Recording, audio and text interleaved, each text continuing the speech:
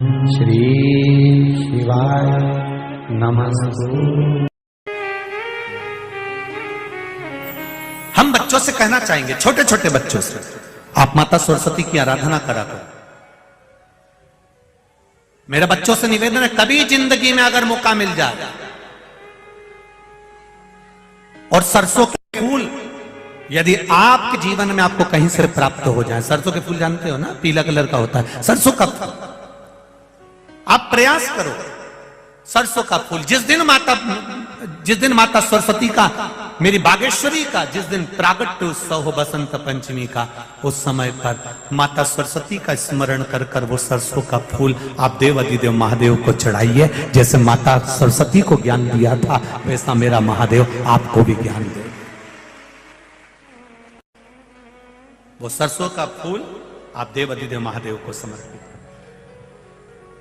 कई जगह पर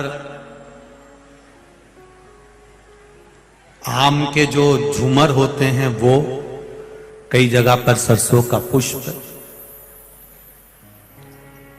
सरसों का फूल वैसे शिव महापुराण के अनुसार अगर अपन देखें तो बड़े रोग में भी कारगर होता है।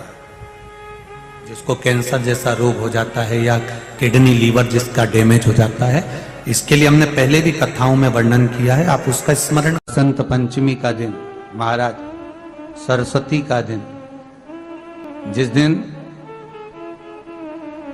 जो बच्चा पढ़ने में कमजोर होता है उसके हाथ से बसंत पंचमी के दिन सरसों के 31 फूल शंकर जी को चढ़ा दिए जाते हैं तो बच्चा पढ़ने में अव्वल निकल जाता है।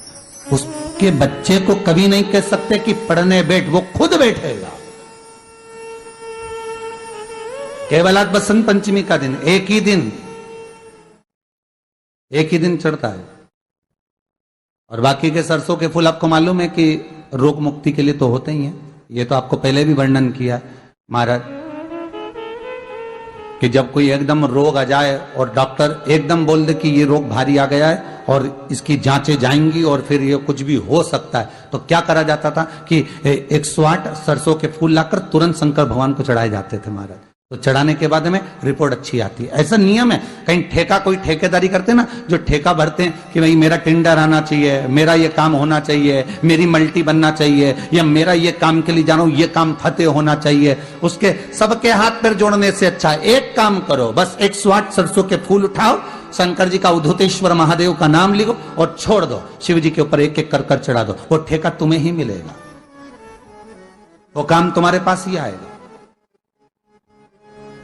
बस केवल अवधूतेश्वर अर्थात ये जो क्रम है, ये वो क्रम तो 108 सरसों के फूल का आप कभी भी कर सकते हो, पर जो ये बच्चों के लिए किया जाता है वो केवल बसंत पंचमी के दिन ही होता है महाराज। आज ही के